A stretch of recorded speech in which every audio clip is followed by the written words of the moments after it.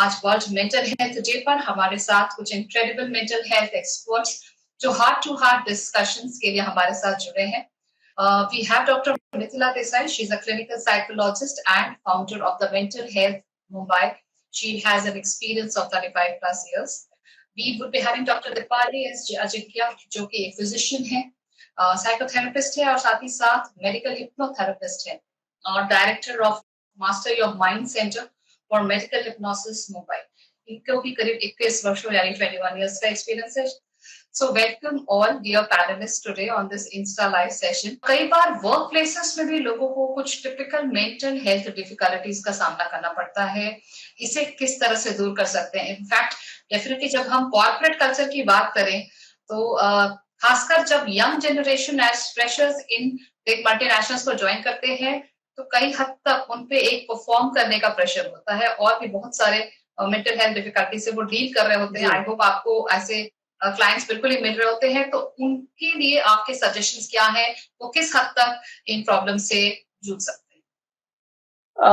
Definitely मुझे बहुत खुशी होगी ये क्वेश्चन आपका आंसर करने में, बिकॉज मुझे ये प्रिविलेज मिलता है कि मैं बहुत सारे कॉर्पोरेट्स में जाके मैं इंटरैक्ट करती हूँ उनके एम्प्लॉयज से, and I know what is happening. So primarily मुझे लगता है एक बेसिक चीज ये है कि whether it is your work space और it is your personal space, okay, if as a person, as you know, as an individual, if you are stable, if you feel that I'm equipped, then whether it's a personal problem or whether it's a workspace, your emotional stability will help you.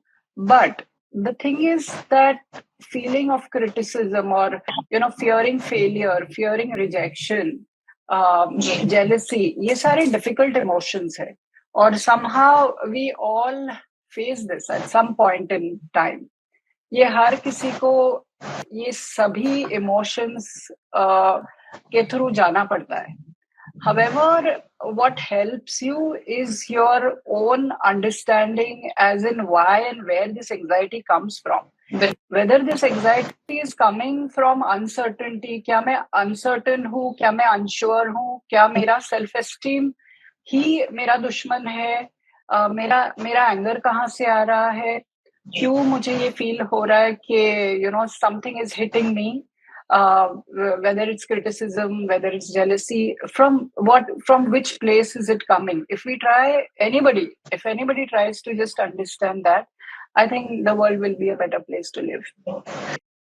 So as Dr. Dipali has also joined, Dr. Dipali, welcome to this Insta Live session. आपसे मेरा ये सवाल रहेगा क्योंकि जैसे हमने अभी just बात की डॉक्टर मिथिला से कि किस तरह से कॉर्पोरेट कल्चर चेंज हो रहा होता है. इनफैक्ट कॉर्पोरेट्स कई सारे कंपनीज भी अपने एम्प्लॉयज के मेंटल हेल्थ वेलबींग के लिए काफी चीजें कर रहे होते हैं. लेकिन अगर हम एडोलेसेंस एज की बात करें, यानी कि जब जो बच्चे स्कूल्स या कॉलेजेस या यूनिवर्सिटीज में हैं, कई बार पीयर प्रेशर, रैगिंग और ऐसी बहुत सारी चीजें हैं जिनकी वजह से वो कई बार मानसिक रूप से काफी हद तक स्ट्रेस्ड हो जाते हैं, उनमें एंजाइटी आ जाती है, कई बार एग्जाम्स के प्रेशर हो जाते हैं और वो अच्छा सब कुछ जानते हुए भी परफॉर्म नहीं कर पाते. इस तरह के जो स्पेशली इस एडोलेसेंट एज की बात की जाए तो जनरली आपको भी काफी सारे ऐसे परेशान माँ बाप मिल रहे होते हैं जो पहले की कंपैरेटिव अगर किया जाए तो आई थिंक काफी डिफरेंट एनवायरनमेंट हुआ करते थे. आई थिंक हम पे उतना प्रेशर नहीं हुआ करता था एग्जाम्स का जिस हद तक आज कॉम्पिटिटिव वर्ल्ड में हमारे बच्चों पर है. तो आपकी राय क्या होगी डॉक्टर दीपाली इस बारे में, एडोलेसेंट्स इस तरह के प्रेशर को कैसे टैकल करें? सबसे बड़ी बात है कि पहले खुद पे भरोसा रखे कि हम काबिलियत है, हमारे में काबिलियत है कि हम पढ़ सकते हैं, हम अच्छी तरह से एग्जाम दे सकते हैं. ये खुद पे भरोसा रखना बहुत जरूरी है क्योंकि मोस्टली एडोलेसेंट एज में हम दूसरे क्या सोचते हैं इसके ऊपर ज्यादा ध्यान देने लगते हैं, स्पेशली पियर्स और पेरेंट्स का प्रेशर, फिर टीचर्स का प्रेशर. उसके हिसाब से फिर हम हमारा परफॉर्मेंस को डाउट करने लगते हैं कि अगर टीचर ने बोला कि नहीं तुमको 2 मार्क्स क्यों कम मिले, तो हम खुद को डाउट करने लगते हैं कि क्या मैं फेल हो जाऊंगा, आगे जाके मैं पढ़ नहीं पाऊंगा. तो ये जो सेल्फ डाउट है वो सबसे हमको पहले चेंज करना है कि हमको हमारा ही परफॉर्मेंस देखना है और हमको जज करना है कि हम क्या काबिलियत है, हम में कितनी होशियारी है, हम कितने मेहनत से कर सकते, इंटेलिजेंस और अपनी मन की एकाग्रता, ये दोनों का मेल हमको पाना है, तभी हम आगे या हम कर सकते हैं। इसका जोड़ जब भी हमारी इंटेलिजेंस, हमारी होशियारी से हो जाएगा, बुद्धि से हो जाएगा, तब हम आगे बढ़ने लगेंगे। तो कंपटीशन हमको खुद से करनी है, औरों से नहीं करनी है। हमारा ही परफॉर्मेंस पहले कैसे था और हम अभी कैसे बेहतर करें हमारे परफॉर्मेंस से, पहले परफॉर्मेंस से, इस पे हमको ध्यान देना है। हमको दूसरों के ऊपर कॉम्पीट नहीं करना है या दूसरे हमसे क्या एक्सपेक्टेशन करते हैं उस पे ध्यान नहीं देना है। हम हमारा परफॉर्मेंस कैसे बेहतर करें इसके ऊपर हमको ध्यान देना है। और दूसरी चीज जो होती है वो बुलिंग की, ये आपने बहुत अच्छी, क्योंकि ये अब सबसे परेशानी है। बहुत सारे केसेस हमने न्यूज़पेपर्स में, न्यूज में भी पढ़े हुए हैं बुलिंग के बारे में।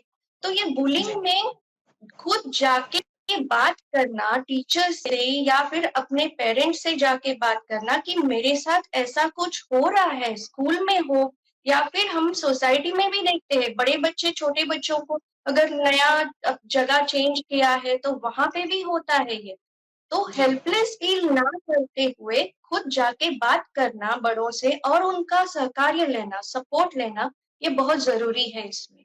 Definitely I think doctor Deepali आपने एक बहुत अच्छी बात यहाँ पे उठाई कि स्कूल्स हमें कई चीजें सिखा रहे होते हैं। आई थिंक इमोशंस को अंडरस्टैंड करना और साथ ही साथ उन्हें सही तरीके से एक्सप्रेस करना वो भी उतना ही हद तक जरूरी है, क्योंकि कई बार हम इन इमोशंस में उलझ के रह जाते हैं और सही तरीके से एक्सप्रेस नहीं करने की वजह से कई बार इंटरनली ही स्ट्रगल कर रहे होते हैं। जिस तरह से अगर मेंटल हेल्थ इश्यूज की बात की जाए, मैं आपसे कुछ फैक्ट शेयर करना चाहूंगी डॉक्टर्स।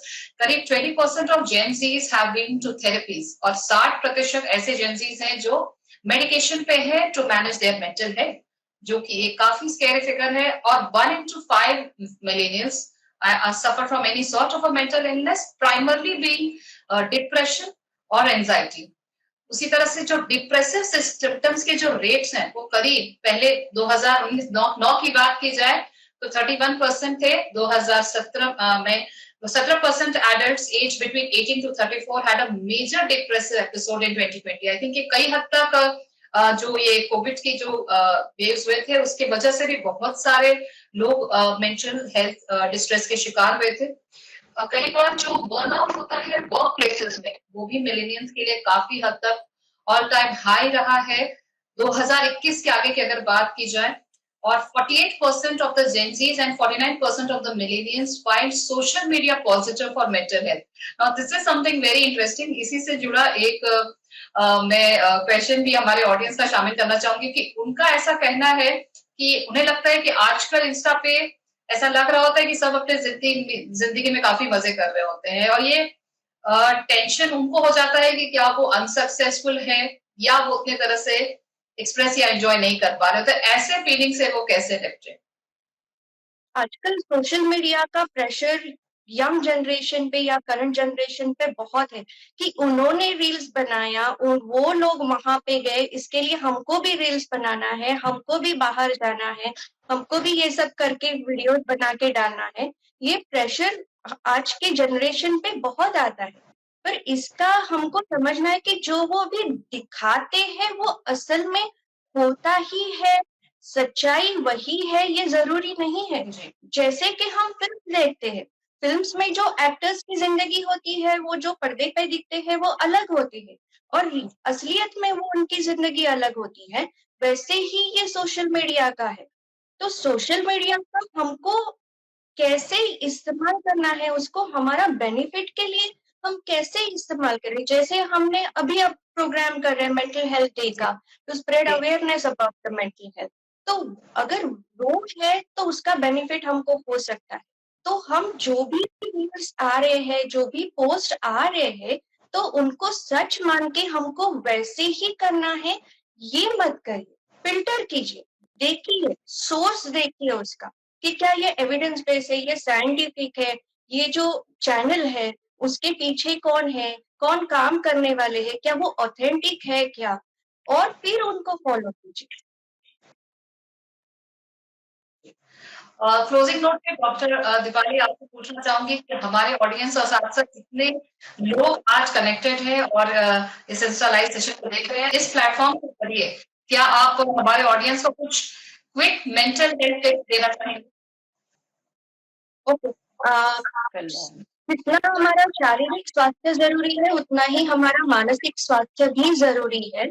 तो डे की शुरुआत जैसे आप फिजिकल एक्सरसाइज से करते हो वैसे ही पॉजिटिव नोट से भी करनी चाहिए। Self talk is very important. आप खुद से एक पॉजिटिव सकारात्मक तरह से बात करेंगे तो आपका आपकी दिन की शुरुआत तो अच्छी होगी पर आपका दिन भी पूरा अच्छा जाएगा।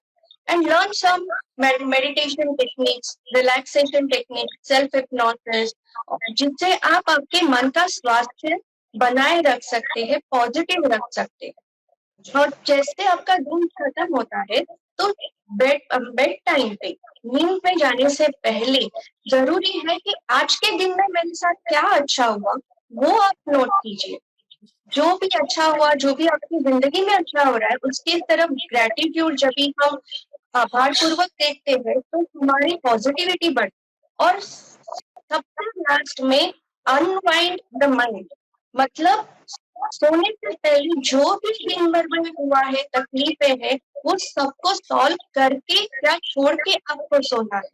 जैसे हम रात को सोने से पहले अगर सबने कपड़ा धो दिया और वो हमने वैसे ही निचोड़ के डाल दिया, सुबह उठेंगे तो उसमें बहुत सारी क्रीजेस रहेगी। वैसे ही हम अगर रात को सोते समय वैसे ही निगेटिव थॉट्स लेके सोएंगे तो फिर उठते समय भी हम वैसे ही नेगेटिविटी में उठेंगे। तो रात को सोने से पहले मेडिटेशन या रिलैक्सेशन करके और दिन भर की जो भी इश्यूज है वो छोड़ के आपको सोना है। So learn some meditation techniques, learn some thought management techniques, learn relaxation techniques that will help you. This prevention is better than cure.